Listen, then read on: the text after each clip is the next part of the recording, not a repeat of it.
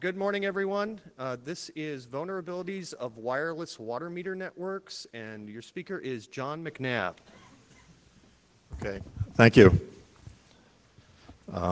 Reminder to turn to your feedback forms.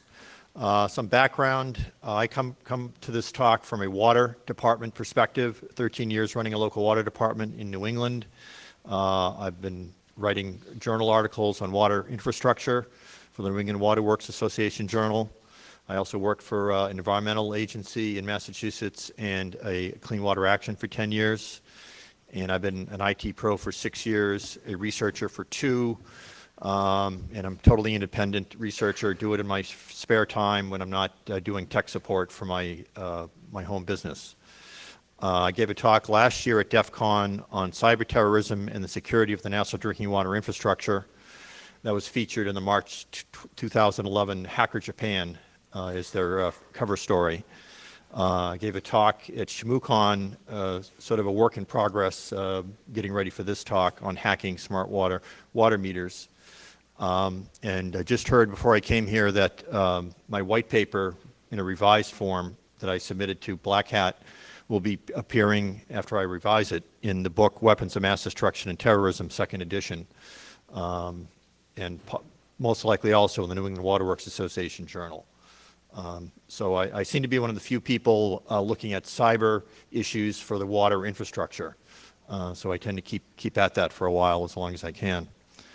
This talk is obviously about wireless water meters, what they are used for, and what they could be used for, potential issues, threats, etc. This will not be a heavily technical talk, no exploits or tools.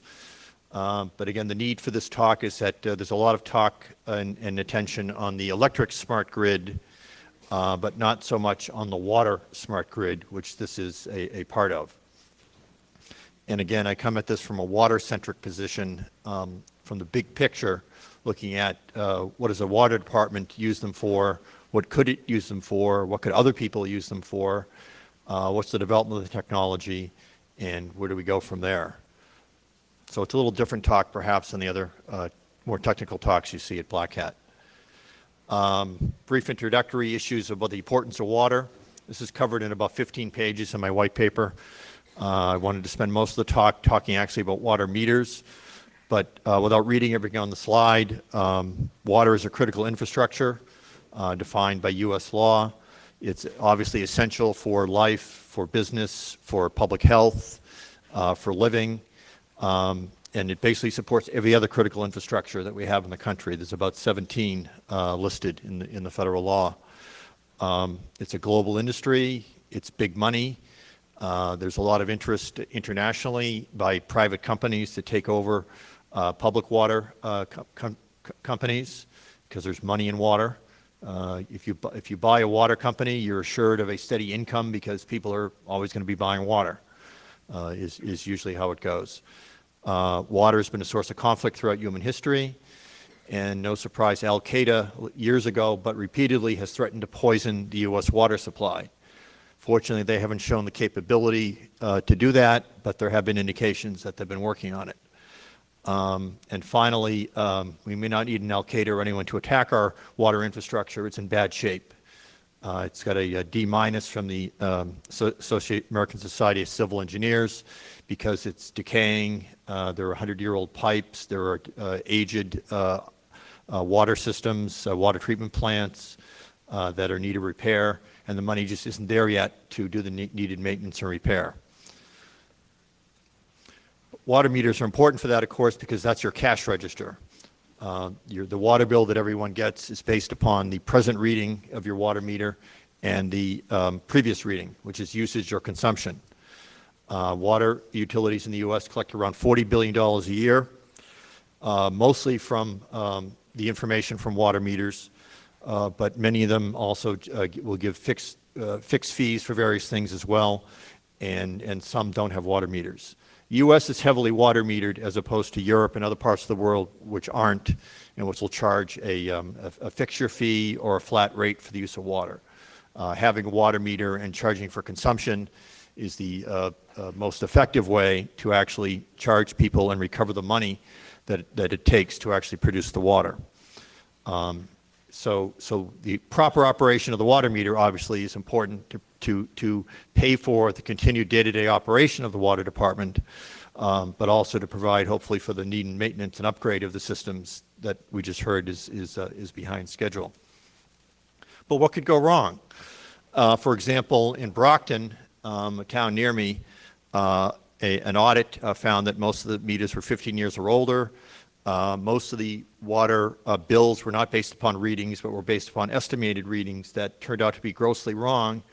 So they unwisely decided to give estimated readings going retroactive, which resulted in a lot of people getting very high water bills, such as this poor woman with a $92,000 water bill.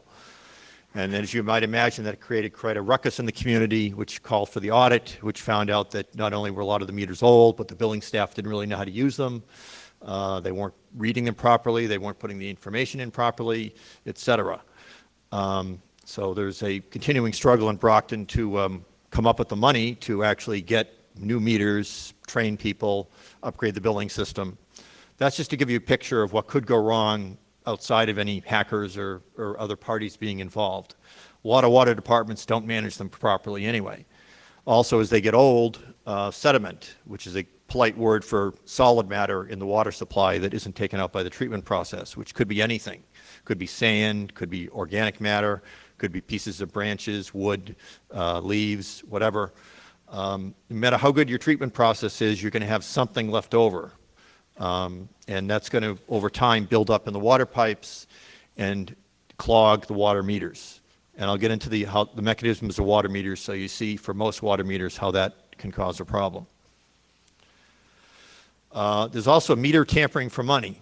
Again, mostly in the electric meter area, where energy theft is a big business for some people, apparently. Electric utilities assume 10% loss every year from tampering with meters, but also for water meters. The Boston Water and Sewer Commission on their webpage says that theft of water by tampering with or bypassing water meters costs them thousands of dollars a year.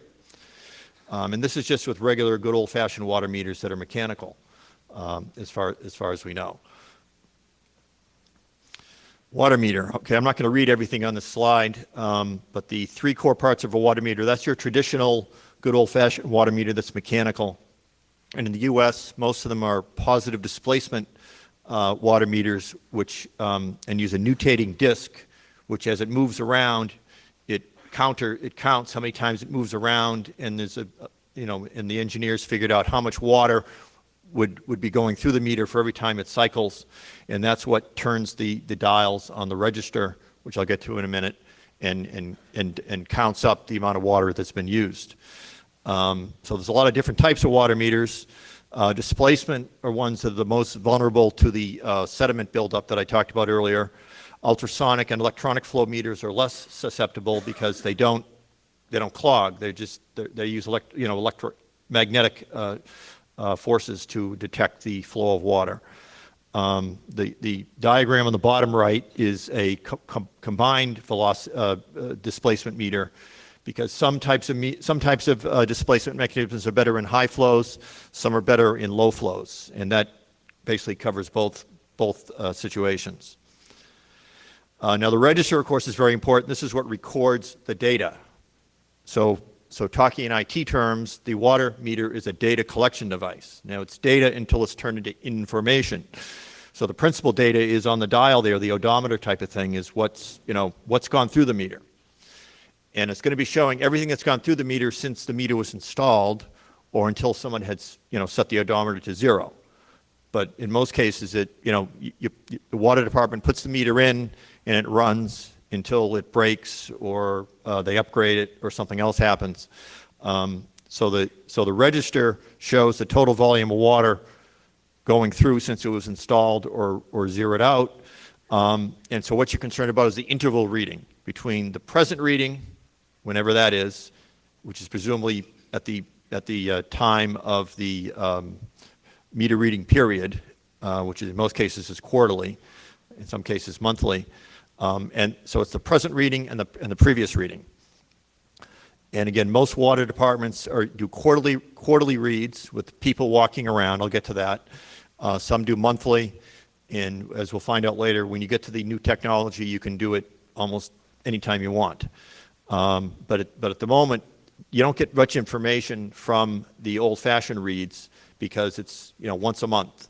So that information is the key information, of course, which is what was the consumption in that month or that quarter. And we'll see what type of information you can get from that and from more frequent readings. Now, the data collection methods, the old-fashioned way with that old-fashioned meter is eyeball, one way of putting it. Someone actually has to walk, a meter reader has to walk into the house usually, and if for a water meter, it's usually in the basement, or it could be in a meter pit outside at the property line, which is usually best practice, but history has been most of them are in the basement where the water enters the house. So someone has to go down, get into the house, your first problem. So someone has to be there to let you in. They have to go down, find the water meter, which if they've done it before, they know where it is. They write it down on a piece of paper, usually. And then they have to go, they go back to the, when they finish their route, they go back to the plant and then write, someone types them in again, or they write them down and someone types them in. So you've got 2 or 3 areas where mistakes can be made in putting the numbers down. Walk by, and we see that in the second photo. So you attach wires to the register that connect it to a device at the outside of the house, so someone doesn't have to enter the house. They just put the gun up against the device, and it's automatically recorded in the computer there. So the advantage is you don't have to enter the house. You don't know a human being isn't actually writing something down, and potentially have errors there, and it's more automatic that way. But again, that doesn't really help you increase the frequency of the readings a hell of a lot because you still have to have someone drive and then walk to do it. But it's an improvement. And then there's the drive-by where there's a transmitter on the meter. It could be on the meter in the basement, or it could be on the outside of the house. And so the meter reader just drives down the street and picks it up on a receiver that's attached to a laptop that has a GPS unit which connects it to the information about the route and the account and so on, and automatically collects that information. That's some of the major increases in, up until the point of the talk, which is fixed network. Now, fixed network is really what we're talking about here, where instead of, basically it's a step up from drive-by. And a lot of communities will have a drive-by system as they're putting the infrastructure in place for a fixed network. So instead of somebody driving by and picking it up route by route, it's all sent to a central collection facility in a small town, for example. But if you've got a large town with geographical dispersion and you get different elevations, or just a very large community, a big city, you could have collectors at various areas that collect the information and then send it on to the central collection facility, which would be the main treatment facility or administrative headquarters for the water plant. And the advantage, of course, of doing this is that depending upon the technology you have in the water meter, in the transceiver and the water meter, the MXU it's called, you could do readings almost instantaneously, anytime you want. There's a wide range of the settings in these automatic water meters in the fixed network. Some could do a reading every 5 minutes, every 10 minutes, daily. It depends whatever you set it for and how much information you want to collect at the central collection facility. This fixed network gets you to two-way communication, which brings up things we'll talk about later. But also it's important to mention that there's more than one way of collecting the information. Radio frequency is the most common in the US for doing this, but it also, like in DC, in Washington, DC, they use radio frequency that goes to a collector that then sends a cell phone signal, and it goes over the cell phone to the water plant. So there are various methods of mixing the communication methods for these things. So basic network components are, again, of the entire system, or the wireless transmitter or transceiver on the meter, collector or transceiver, either one central one or a number of aggregators throughout the system that then send it to the central collector itself, and then the billing system. which of course is the objective of the whole exercise, which is to collect people's consumption information to turn it into water bills. So a wireless water meter is, well, it's a number of things. It's an embedded device. It's a node in a wireless sensor network, which we'll get to. It's a data information collection device.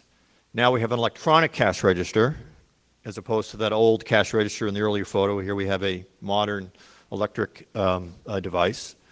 It's used to regulate the availability of drinking water in the sense that it keeps track for the water department of how much goes into the house or the business.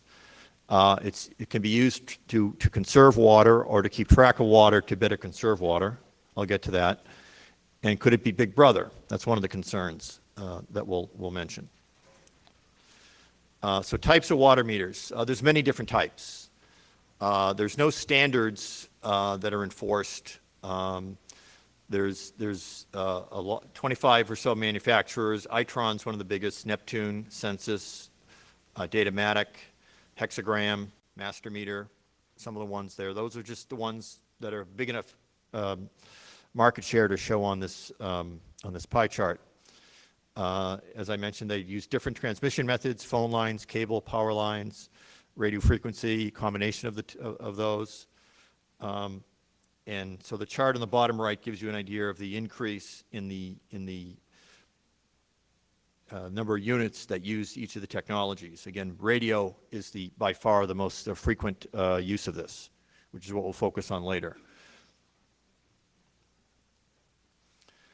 Now, this is a growth area for water systems and potentially for hackers or other third parties. And most of this is, when you research this, you have to look at the advanced metering infrastructure, which is mostly water, electricity. And then you'll find statistics on gas and water. But it's really going up quite a bit. You can see we go from 2.5 billion in 2010 to 5.8 billion in 2015 is an estimate. The world's smart water meter market is expected to total 4.2 billion between 2010 and 2016. And the installed base of smart meters is supposed to dramatically increase to worldwide to 31.8 million by 2016. In the US, they haven't caught on too much, except in California, where about half of the water meters are AMR. And just a word about that, there's no accepted definition of these terms: automatic meter reader, automatic advanced metering infrastructure, smart grid, smart meter. You could say one and you'd be talking about any of the other ones. Saying AMR, automatic meter reader, could include the walk-by that I talked about, could include the drive-by, could include the fixed network. Advanced metering infrastructure could include that, but usually includes having two-way transceivers so you can communicate back to the meter and do interesting things. And smart meter usually only means transceivers and a fixed network, but it can be a mixture of all of the above. So the terms are sort of slippery in that sense, even for electric smart grid. And when people are talking about the electric smart grid, they've got the same problem in trying to distinguish between the different types. One aside, the ultimate build-out of the electric smart grid would be connecting the smart electric grid to home area networks, or HAN, which would have an IP address or a connection to every electric device in your home, so that when the electric utility is exceeding its supply or seeing that the costs are going up in a peak period, they can automatically shut down devices in your house that are on but not being used, or they can power things down or power things up. Water smart grid isn't quite as useful in that regard, but there are devices that could shut off the water at the home, called water cops is one brand. I haven't seen any indication where a home area network would be able to have the same intrusiveness as an electricity, but time will tell. Only about 7% of water utilities in the U.S. have what we call smart water meters, which in my mind would be the full build-out of a fixed network with two-way transceivers and with the capability to perhaps turn the water off at the source as it enters the house. but it's growing, as we were saying. The benefits of AMI, smart water meter to the utility are a number of things. It saves money. You don't have to send people out to go into the house or to the side of the house to read the meter. Better accuracy because it's all automatic. You don't have 2 or 3 people writing and typing the material, which creates human error. Of course, you get into potential computer error, but that's a whole other thing. It allows for more frequent billing. Again, most small water departments use quarterly billing because the cost for sending out the meter readers more than that is just too much. And again, the usual approach is when you get an automatic, either the drive-by or the fixed network, is you go to monthly readings, which is a benefit for the consumer in the sense that it smooths out the costs and they get a better sense of what their costs are each month, and they can better control their water. Instead of finding out at the end of the quarter that we have, hey, did we have a leak? It was a major increase, and trying to figure out where that was. You've got a smaller period of time, smaller interval to check those things out. The other thing is you could set it, and what we did in my community, what we're thinking of doing in my community when we installed a small amount of wireless water meters, is putting them on the big customers or the ones that have problems with potential problems with leaks. Because basically, even if you're not using the information for billing, you could set the information to come in every 5 minutes, every day, every hour, and you get a very fine-tuned look at the water usage in the community. And if there was a leak occurring, you could be the one. You could call the resident and tell them, "Hey, you've got this major water increase. What was going on? Was there any reason for that?" And they say no. Then you could help them by stopping the leak, which would cost the water department lots of money, but also could cost the user for that consumption. It's better. So that's the major driver for water departments is more frequent billing, but also it helps resolve bill disputes because you've got a computer printout, and as most people think, computers don't lie, right? So that's easier for the water department. And again, unaccounted for water is a big bugaboo for water departments. So you get leaks, you get illegal connections, which again are hard to determine in any event, but at least if you had a fine-tuned reading of the water use and you had someone walking around and seeing that there was an irrigation system going, but you didn't see the water use go up when people saw that going, you could probably get a good idea that there was an illegal connection there. Meter errors, again, you could compare the electronic reading to the physical reading, and there's ways to check on that. As long as the physical reading, the actual register isn't malfunctioning itself, that gives you a check against the electronic reading. And as I alluded to, defectivation of water use restrictions. Some of these charts, there's a number of studies looking at how water utilities can use this to regulate the use of water outside of turning it on or off for the house. But also, if you do an interval every hour, every day, every 10 days, every 3 hours, pick the interval, which you have the capability to do with an automatic fixed network. It's really limitless in the sense of what information can you get. You're looking for water on, water off. When it's on, how much is being used. So if it's like the bottom graph, you do an hourly interval graph, and at some point, if there's no leak, it's going to get to 0 in most cases. People aren't using water all the time. So if you do an hourly interval graph for a couple days and you see that it never gets to 0, then you probably got a leak. So you look at that for a number of residences or water users in the community, and then you can pin down leaks that are occurring in the home. It could be in the collection, it could be in the service line to the house, whatever. Also, if look in the upper graph on the right, so in many parts of the country there are droughts or there's water shortages, and they have an outside water restriction. You cannot water your lawn, you cannot run the automatic sprinklers on odd days or even days, or you can't run them at all. And so the way to detect that now is you drive around and you see, okay, if this side of the street is supposed to be on odd days, this one even days, and you see which ones are violating it. And but this gives you a more definitive read on that, because you can see, okay, up, down, up, up, down. Oh, wait a minute, it's all up now. So I guess they're evading the water restrictions. So again, that's good for water departments, not so good perhaps for the water user who wants to evade the regulations.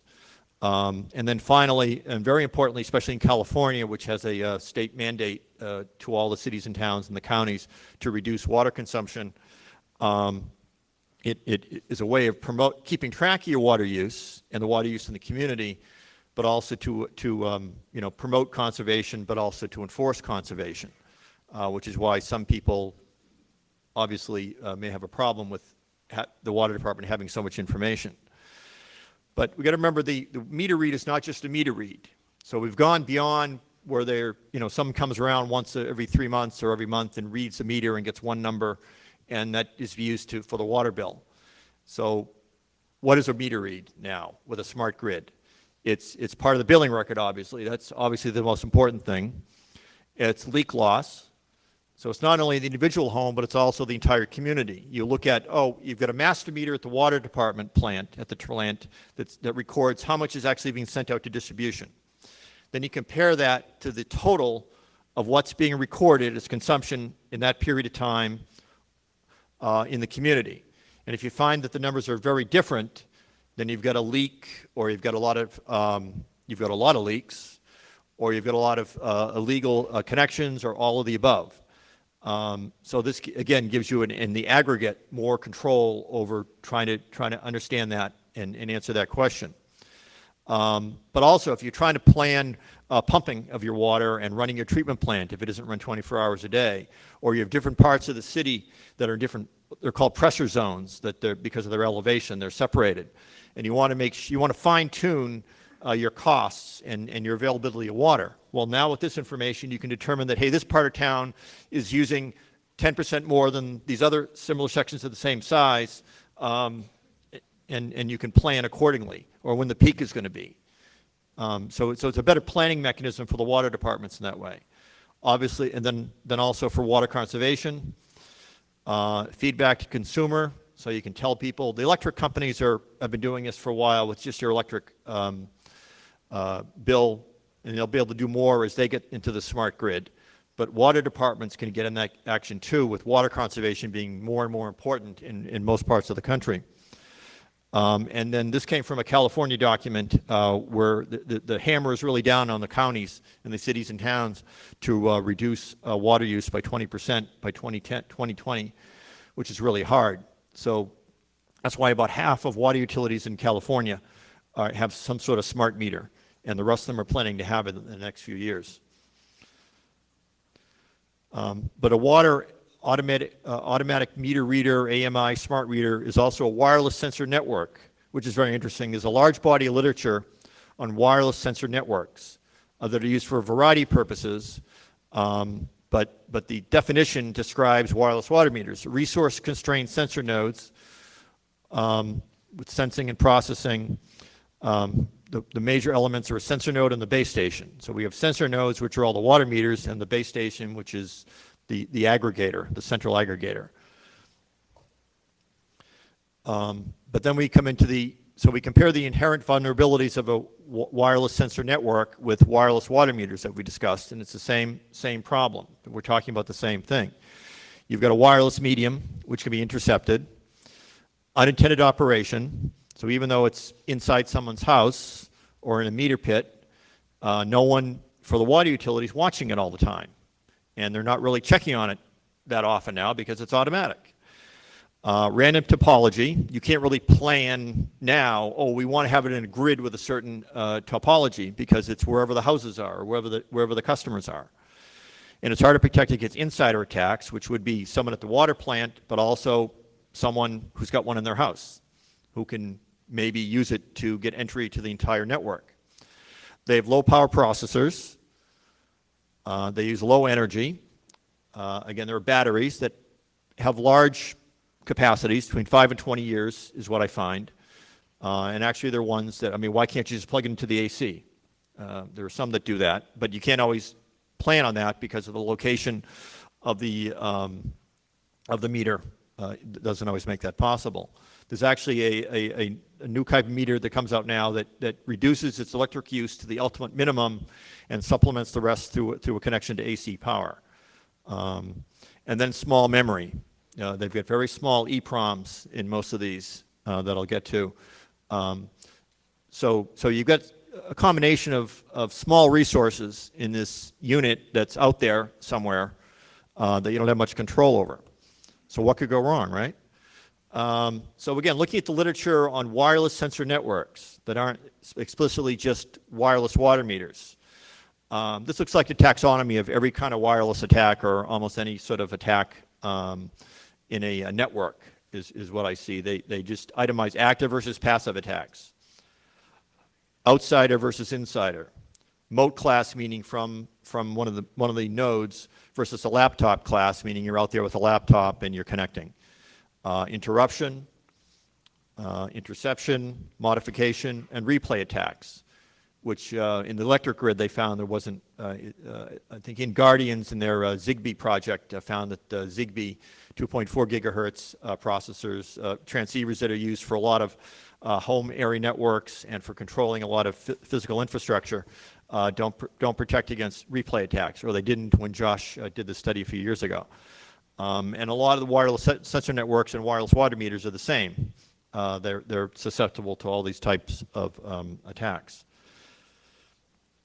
And again, in this body of literature on wireless sensor networks, again, not talking exclusively about wireless water meters, what are the countermeasures? Link layer encryption and authentication, multipath routing, identity. It boils down to security, which a lot of water meters don't have, and a lot of wireless sensor networks don't have. Authentication, encryption, those type of good things that you don't really see in very small units with low memory, low processing power, and low power needs. So looking at those, here's some. The top figure is from the top graphic is from a patent for a device, and the block diagram is from Texas Instruments' description of one of their wireless water meter transceivers. And you find, looking at patents of these and descriptions, the brochures from the manufacturers, that they're usually using Texas Instruments, Atmel, Microchips by Microchip, and other well-known companies. But I've started taking apart some wireless water meters, and I'm learning from Travis Goodspeed, of course, and in digging into that. You can't always tell from looking at the chip what it is. You need to dig down and get the part number. But this is a basic idea of you've got the microcontroller, you got a pulse measuring circuit. Some have direct electronic reading of the water consumption and don't go through the mechanical functions that I mentioned earlier. Then you get the EEPROM, and you get an LCD display, so you can see, you can actually, even with the automatic ones, there's a procedure, of course, to actually physically read it. And then, of course, there's the transceiver. So I went through some patents, and I won't read all this, but so I started taking apart the Census MXU Model 550. Didn't get very far, I'm afraid to say, but I started taking it apart, so I figured, hey, where can I get some information about this? And they're very nice to print the patent number right on the casing. So I look up the case, so I read the patent, and it says they use an Intel 8051 family integrated circuit microcontroller. They have 1 kilobit of non-volatile storage in the EEPROM, which may be a Thomson 993C46 or equivalent. Then they give the process for interrogating the MXU and getting the information, pseudorandom code, and I wouldn't be surprised if this was given in the clear. That's what a lot of folks in the electric smart grid found, that a lot of the keys would be in the clear. Or Rob Havalt, when he looked at frequency hopping spectrum a couple of years ago here, found that the spread spectrum pattern was also in the clear if you could find a way to read it. So patents. So I'm going through a lot of patent descriptions to get ideas of what's in these things and descriptions. And you find a lot of off-the-shelf things that if you dig further, you can get the information on how they work and what the firmware might be.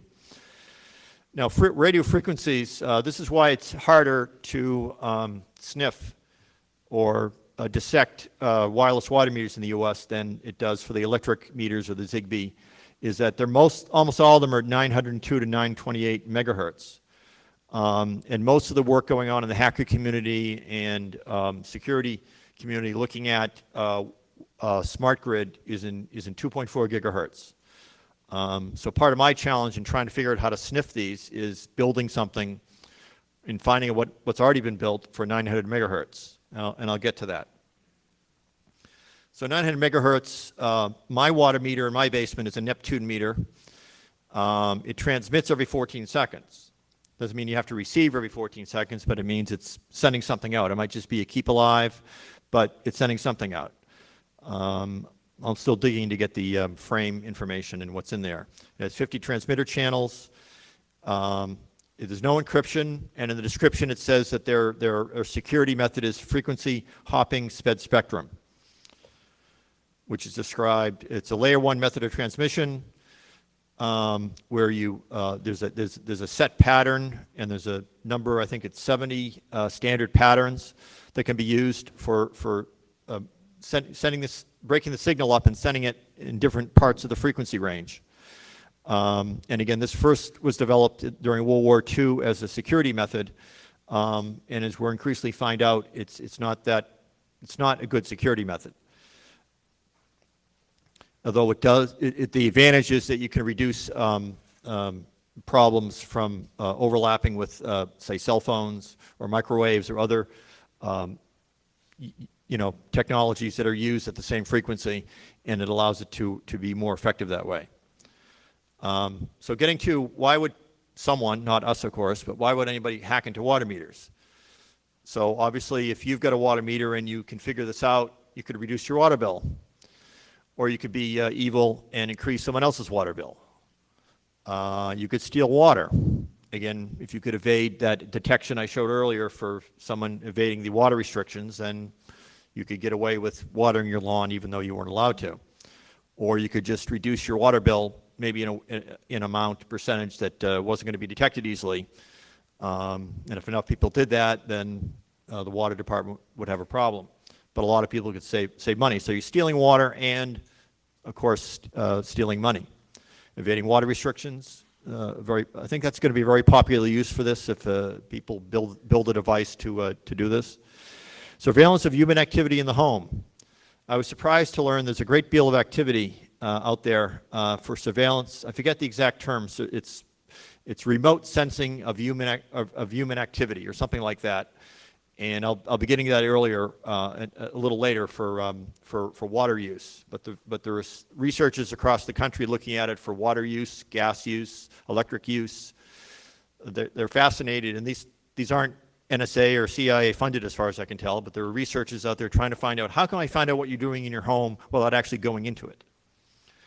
And then my big question is, could the wireless water meter network be used to introduce malware into the, well, it's not always SCADA, but the control system at the water plant? And of course, they would never connect the business system to the control system, right? Well, about 55% of water systems do in a recent survey. And that was a small number of sources, so it could be as high as 75% or more. So it's a question, and I won't be able to find out till I can do a pen test, and I don't do much pen testing, but because I can't just go out there and try it. Might be fun. But also, could it also be useful to getting into the other smart grids? Because again, the ultimate build-out of smart grid technology is to have a comprehensive system that has electricity, water, gas, whatever else you're using in your house. And then have it in a home area network where everything is monitored and controlled by the utility. And so while honestly water isn't as interesting to most people as electricity is, it's interesting enough to me and hopefully to everyone in the room where you can do things, but you might get more bang for the buck if you can use it as an entry into the other systems. But again, I haven't got very clear to answering those last two questions. So the evil consumer, could the evil consumer hack into the wireless water meter and steal, water and money? For example, cable descramblers. As we're all probably aware, there was some hackers or crackers very busy a number of years ago, and some have got arrested for building these descrambling units to get cable TV for free.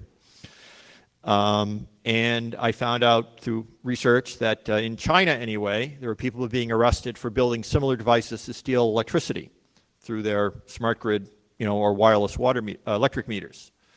there's an old established technology for you can if you know what you're doing and you don't want to and you don't enough not to get killed with electricity, where you can do it, you can hardwire the electric meter in a certain way to bypass it. But it's probably more efficient if you get the frequencies down and you can do a man-in-the-middle attack to do everything I was talking about earlier, reduce your electric use. Could you do that for water? Well, again, it's only a matter of getting the right frequency and getting around the frequency hopping spectrum. Other ones use DSS, and some use encryption. So that's a possibility.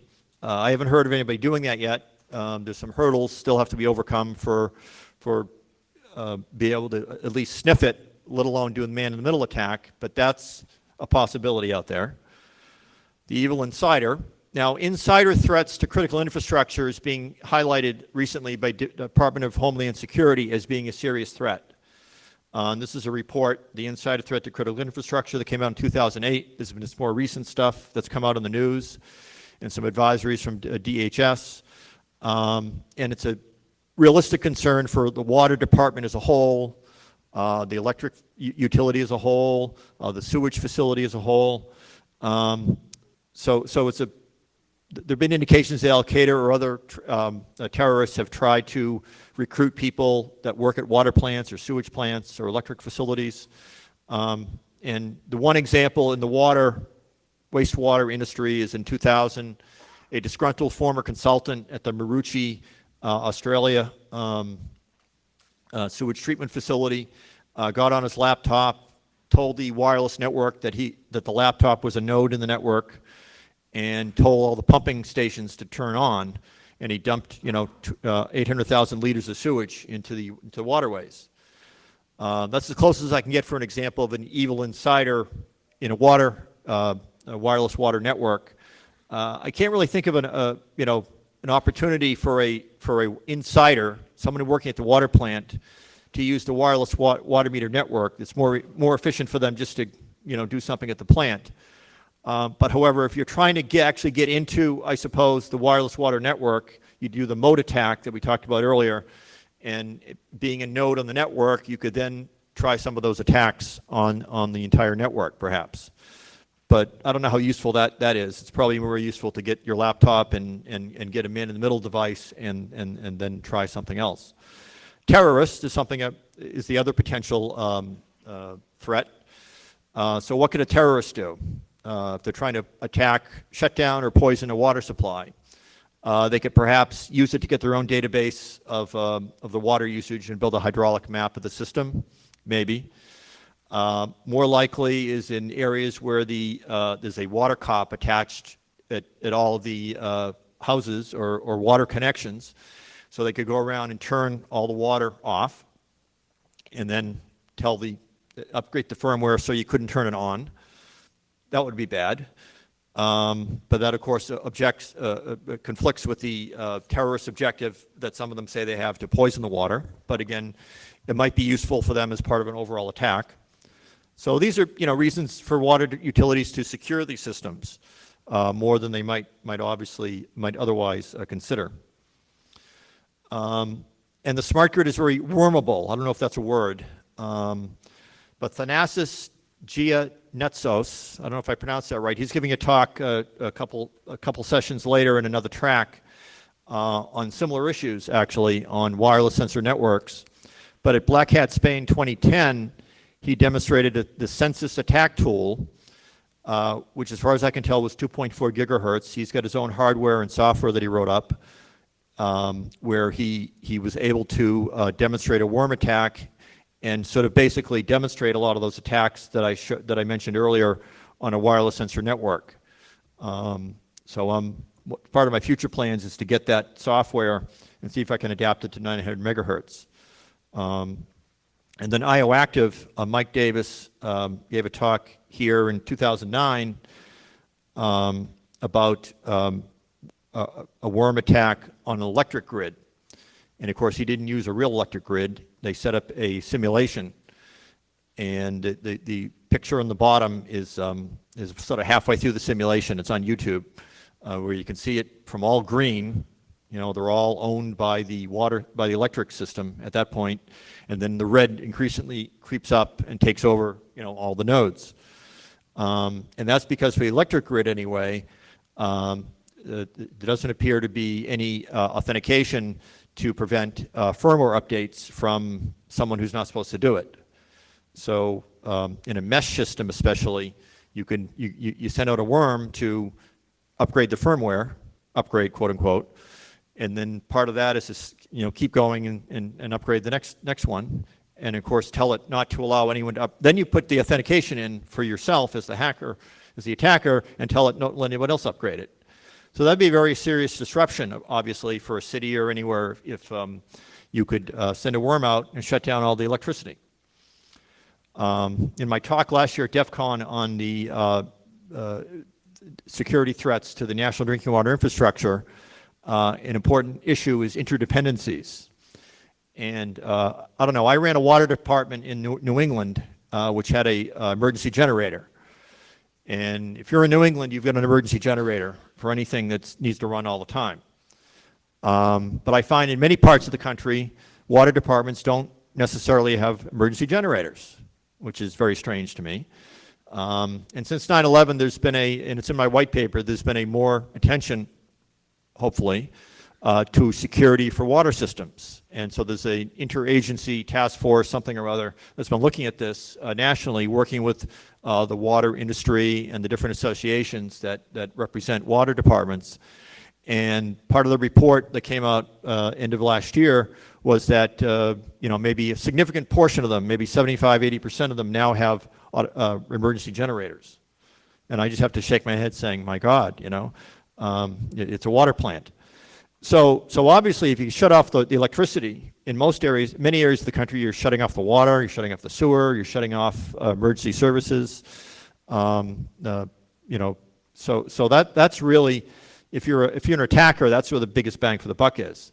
But of course, if you could also send a worm to the water system and shut off all the water, that would create even more disruption and create a problem for public health. And of course, everyone's running around with their head cut off trying to figure out what's going on. Why is the electricity off? Why is the water off? So I say it could be just as vulnerable only because no one's tested the same type of thing for the types of meters used in wireless water meter grids. But again, that'll be my presentation next year, I hope. But perhaps the biggest concern is Big Brother. And I guess I shouldn't use the question mark. So this quote here is from a newspaper in Cary, North Carolina called The Watchman. And it might be a right-wing conservative newspaper, but that's beside the point. There are people here, and this is their bold print. Cary citizens have a right to be concerned about the information of our private lives that our town staff will able to collect if the Aquastar AMI water meter system is implemented as planned. So I meant to raise, you know, Big Brother as a potential issue, and I really wasn't sure until I found this, that there are people actually up in arms that someone's going to know what their water use is, as if they don't already know. But the thing is, with the AMI system, with potentially continual readings, as this Daniel Burris points out, you could find out a lot more about people. And when you take a shower, when you water the plants or wash your dishes, how much water and electricity for the similar system you could use at any point in time, using what you're using it for. So that's a general privacy argument, which is very valid, something we deal with and EFF has been working on. So I found a couple other, do an internet search, and you'll find a number of other communities up in arms that, my God, someone's going to find out what I'm doing in my home. And that's a realistic concern. It's even more, but are we being paranoid? Well, this is adapted from a chart looking at electric grid privacy issues. So again, hacker mentality. We know what the water meter is supposed to be used for, but what else could it be used for? So you get the utilities. Okay, that's obvious. Monitor usage and load, determine bills, helps plan the load, helps find unaccounted for water, all the things we talked about earlier. That's all legitimate, I suppose. Water conservation advisory companies, well, that was electricity. So what if a company that's in the market to help sell devices to conserve water? So they get the information from the water department, you know, who sells it, you know, or it's stolen and it's out there, and they find out that this part of the community is overusing water and doesn't seem to be able to figure out how to conserve water, and so they use it as a marketing campaign. This is just somebody thinking outside the box on electric grid, and I'm translating it for water. Insurance companies, marketers, law enforcers. I tried to find a couple examples of, let's say, illegal drug use, and someone at the VIP party last night suggested, or drug production, that meth plants, if you're making meth, crystal meth, I can't pronounce it, you need water and electricity. So perhaps, the cops or the DEA could be looking at your water use, and with these additional tools, they could really fine-tune what your water use is and see, when lights are on or they're not on and the water use is up, and use that as a search warrant to get in and bust you for producing meth. Civil litigators, landlords, I don't know. Some of this gets speculative, but right now only 7% of the U.S. water utilities have smart meters, so it's not really that big maybe as a concern. But 10 years from now, when almost everyone has them, we could all be seeing these type of concerns come up. Private investigators, the press. Again, electricity is probably more interesting, but add that to water and you can get more information about the human activity in the home and perhaps, get somewhere with it. But there's more. I mentioned earlier, there's a whole research industry looking at remote sensing of human activity in the home. And so some researchers at the University of Washington, out near Seattle, I think, came up with HydroSense through a federal grant. I don't think it was from the CIA, but probably was from the EPA. It's a simple thing. You just attach to any water pipe in the house, and then you have a wireless signal go out from it so you can get the data, and it could be backhauled perhaps on the wireless water meter. The original concept isn't related to the water meter, but obviously it's another source of information about exactly what you turn on and off in your house, and how long you turn it on or off in determining the flow. And it's fascinating. So anyone can attach it, whether you as the homeowner know it's being attached or not. It's very easy to do. Don't need a plumber. Don't need a degree in plumbing. But it's a very simple concept that I described there. So the water in your house is a closed system, and it's basically a vessel. It's a weird shape because it's all these pipes and valves and so on, but it's really a closed vessel. So you turn the faucet on or off, turn the toilet on or off, flush the toilet, and it creates what's called a water hammer, which then is detected anywhere else in the system, and doing some calculations that can determine where exactly the water hammer was created, and then get the flow and get the information on what exactly, what device was used and how much was used. So this is a way to gather more information remotely, basically, of human activity in the home. There's a couple other variations of this. One is actually uses the water meter and just attaches a separate vibration sensor on the water pipes, and is actually part of the water meter. So it's not inconceivable, especially in these places like California they're trying to make serious efforts to conserve water, that these could be attached, maybe required to be attached to homes. And then you're really talking about privacy concerns. You get much better information to conserve water and to find violators of water regulations, but you've got more information out there. So that's more of an motivation for the man-in-the-middle devices, so you could filter, perhaps, what the utility is getting, information on what you're doing. Looking at water meters in general, there's other vulnerabilities. If you do research, again, I'm still doing research. There's so many different types of water meters designs. So you look on the web, you find all this information, rich information on the web. One vendor tells us what frequency they transmit on and tell us that there's no encryption or frequency hopping spectrum. So that's good to know. Badger gives out its default network username, password, and wireless key.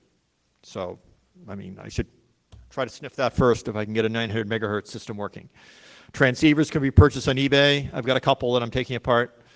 Most of them don't have any encryption or any sort of security device at all, although that's more manufacturers are coming out with ones that would actually meet some of our standards for security.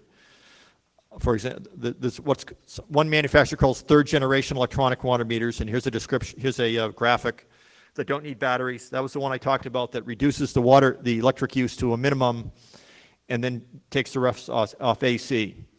So that actually reduces one of the potential attacks, which is resource exhaustion.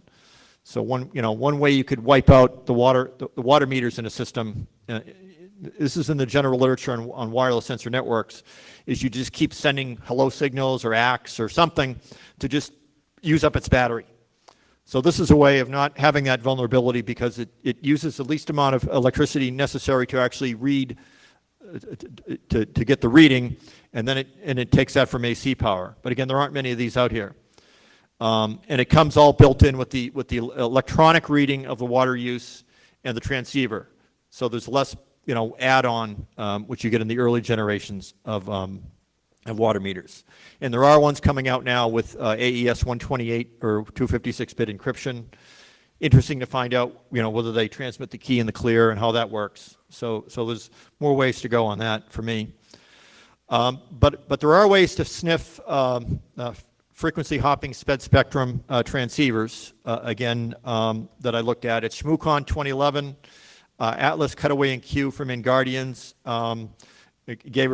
had a presentation where they actually were able to sniff 900 megahertz using FHSS, using the CC 11111 EMK, which they say is probably the most frequent one used in electric meters. So I've got that hardware, and I'm trying to replicate their design. They've got code on their website, and it's the link for that, the URL for that is in my paper.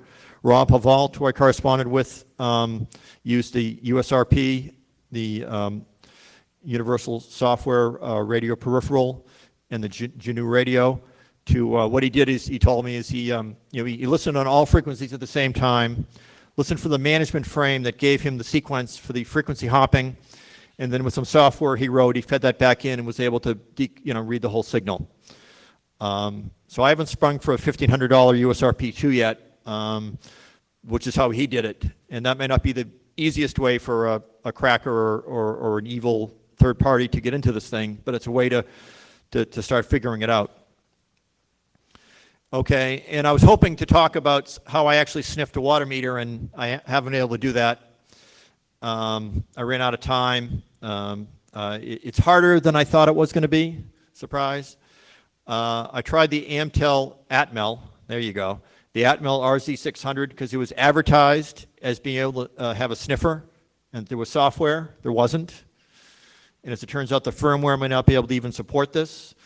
Then I got the FunCube software radio peripheral, which I think that's, talk about this next slide. So the Atmel, so here's where my continuing work, because it is possible, I'm pretty sure, to sniff the 900 megahertz radio signal from US wireless water meters. The Atmel RZ600 development kit does listen in 900 megahertz range.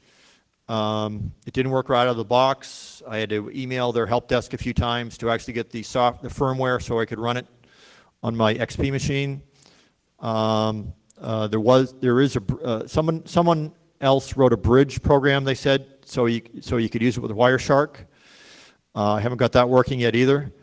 And then I corresponded with some researchers at Ryan Spears at Dartmouth, who said he was talking to Travis Goodspeed about maybe upgrading the firmware was needed on the RZ600 to be able to use it for sniffing. So there's more work going on there. The objective here is something that's less costly than perhaps swinging for a $1,500 USRP2.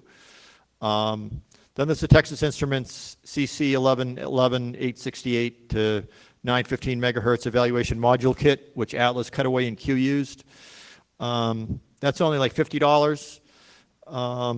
And they gave a demonstration at ShmooCon where they were able to use that to break the frequency hopping sped spectrum. But they admitted that it was a little buggy and they're still working on it. But you can get their code free off their Google code page. and I'm going to be trying that out. Something that looked very promising that I could barely get out of the box was the RFM DNT 900DK, which is, again, an entire evaluation kit to listen in 900 megahertz. The FunCube Dongle Pro, got a fun name. I just got this a week ago, so I haven't had time to figure it out yet, but it's a software-defined radio in a 64 to 1700 megahertz range, so it's right in the range that I need. It costs about $186, including shipping from England. So it's a question of configuring the software, the GNU radio, to read the signals and then find an application, maybe like Raw Paval did, to find the spread spectrum sequence, and then have it listen in the specified frequency hopping range. And the IME, there's a great talk, Real Men Carry Pink Pages by Travis Goodspeed and Michael Ossman, gave a TourCon 2010, where they reveal that the IME, which is a $35, $50 pager used by teenage girls, and it's got a USB dongle for the laptop or the computer, and then it's a pager, but it's used for instant messaging. And they said it was just very easy to hack, and they showed how they cut it open and used the GoodFet to get into the firmware and use it to. It's got all sorts of uses. They turn it into a spectrum analyzer, and other uses as well. So I think I try to bite off more than I could chew with all this technology, because I was hoping to say, here's how you could sniff it. So these man-in-the-middle attacks are really possible. So I guess I apologize for not being able to do that, but that was sort of an extra from my talk, which was intended as an overview of the issues and the concerns over wireless water meters. So wrapping up, zombies ahead. I think we've all seen those signs that hackers or others have hacked, and there's lots of them. First it was Australia, then it was in South Carolina, and now they're everywhere.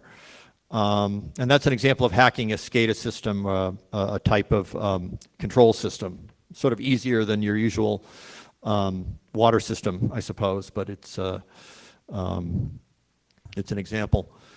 So to sum up, water meters are an integral component of the national drinking water infrastructure. I picked them to look at as something that was easily investigatable, as opposed to trying to get into the control systems at a plant, where I would need a pen test arrangement or whatever to get into. But also they're available. You can buy them on eBay. There's information that's accessible that I've gotten some of to investigate them. You can actually get the hardware, either it's discarded or buy it on eBay. So there's lots of opportunities there for looking into this technology. I think of all the possible issues that I looked at, the highest profile concern for all of us and people going forward, especially as more of these are built out throughout the U.S., is privacy and surveillance. Not only from the water department finding out what you're doing, whether or not they use HydroSense, but also if it's intercepted or the information is sold or stolen, what could other parties do with the information? And the next critical issue is potential theft of water. If someone builds a man-in-the-middle device, which could be very lucrative, especially say a big company or an area that has high water use, it's an application that may be coming like the descramblers for cable or the devices that steal electricity I mentioned in China. I mean, there's already tampering with water meters going on now. This just creates another avenue for doing that. So the objective of this talk was to look at the potential vulnerabilities and to hopefully come up with suggestions and recommendations for making them better secured. And as we've seen, they need security, they need encryption, they need authentication built in. And the trouble is with the infrastructure being built sort of organically from a lot of different manufacturers who don't have the same standards, And a lot of times they're adding on to a non-wireless water meter. They're doing an add-on to a device that sits on top of it that connects with wires. That there isn't an opportunity for a lot, for a lot of them to be secured now. It's hard to add security on later, and the best thing would be perhaps for national standards to be developed to require security at the outset, so it could be built into the production costs for these units instead of having an additional cost in all the water departments when and if such requirements are made. And I know from my experience running a water department, when we looked at getting wireless water meters, it's cost. Okay, we save money by not sending water readers out, but what's the cost for building the fixed network? And so if you increase the cost by saying, okay, you've already built out this wireless water meter network, you need to replace them all, it ain't going to happen, especially since water departments are short of money and they're already behind in doing their required maintenance and upgrade that was pointed out by the American Society of Civil Engineers. So it's an area that also that not many people are looking at. I've attended some sessions of the National Institute for Standards and been on the Smart Grid blog and looked at a lot of the issues dealing with the smart grid, which is electricity. And the real thing is no one's really looking at water. Probably because it is, I mean, honestly, it's less interesting than electricity. But on the other hand, I look at it because it's very important. And as I said earlier, I'm taking this from a water-centric view, coming first as a former water commissioner, that more attention needs to be paid to this issue, and something needs to be done at the national level, I think, to deal with these issues. And finally, this is a growth industry, not only for the water meter manufacturers and a growing cost issue and upgrade issue for the water utilities, but also for hackers, especially in California where 50% of the water utilities have these type of things, but also the rest of the country as they come up.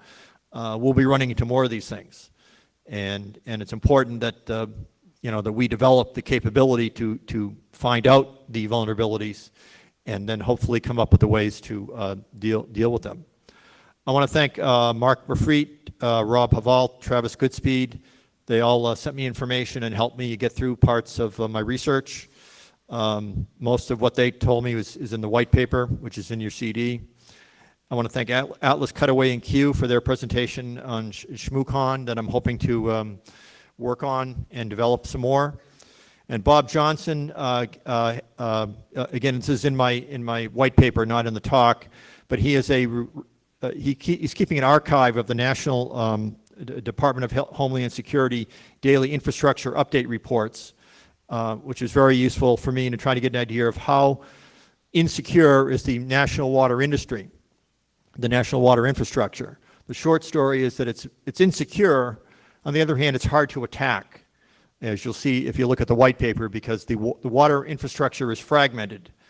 The electric infrastructure is very integrated. There are 3 grids, east, west, Texas, and as a Chinese researcher reported last year, it's relatively easy to knock out an entire grid with attack on 2 or more nodes. You can't do the same thing with the electric, as in the electric grid with the water grid, because they're all separate. But again, an area of entry that wasn't there before now is the wireless water meters. Again. Finally, the reason for this talk was to point out some of the vulnerabilities and to urge more to be done to make them more secure. Thank you.